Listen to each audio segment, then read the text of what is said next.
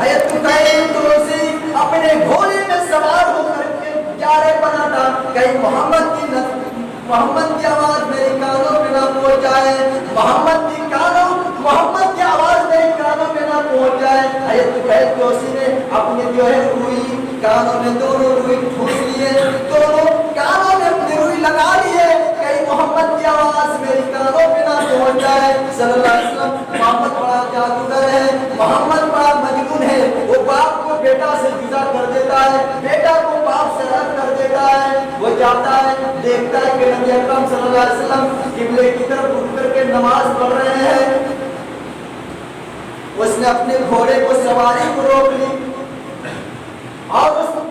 نے کہا کہ دیکھتا ہوں کیا محمد کیا پڑھ رہا ہے۔ اپنے دونوں کانوں سے روئی کو ہٹا لی اور جناب محمد رسول اللہ صلی اللہ علیہ وسلم کی زبان سے نکلنے والے جو الفاظ اس نے غور سے سننا شروع کر دیا ہے۔ سننے کے بعد کہتا ہے کہ یہ تو عجیب کلام ہے، ہم نے تو شاعروں کا آثار بھی سنا ہے، ہم نے کاہنوں کا کلام بھی سنا ہے۔ لوگ کہتے ہیں کہ محمد تو بڑا جادوگر ہے، محمد تو باپ کو بیٹا سے الگ کر دیتا ہے، بیٹا کو باپ سے جدا کر دیتا ہے۔ یہ تو نہ محمد کا کلام ہو سکتا ہے، یہ تو اللہ کا کلام ہے۔